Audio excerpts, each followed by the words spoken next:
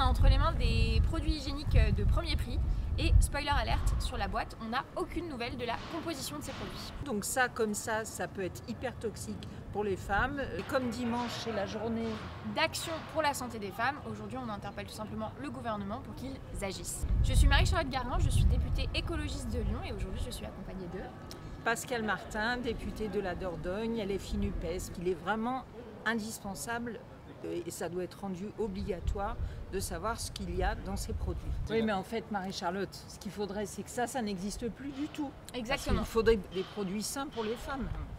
Donc l'information c'est la première étape, mais bien évidemment la deuxième étape c'est l'interdiction. Que ce soit les tampons ou les serviettes hygiéniques, c'est 15 millions de femmes aujourd'hui en France qui les utilisent et donc c'est primordial qu'on sache ce qu'il y a dedans. Non mais ce qui est dingue en fait, c'est que dans ces produits on peut trouver des dioxines, du glyphosate et des pesticides. Des pesticides dans ces produits-là.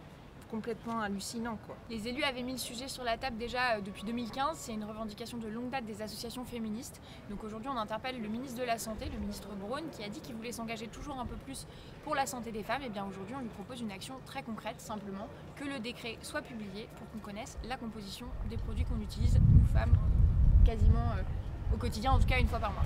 Une très grande partie de notre vie et les conséquences peuvent, je le redis, très graves. Il y a plus d'un an, Olivier Véran avait dit qu'au plus tard, en janvier 2023, on aurait accès à la composition des produits d'hygiène féminine. On a 5 mois de retard, donc si vous pensez que vous aussi, c'est des informations qu'on doit toutes pouvoir avoir pour notre santé, à nous les femmes, eh bien n'hésitez pas à partager cette vidéo et à interpeller le ministre de la Santé.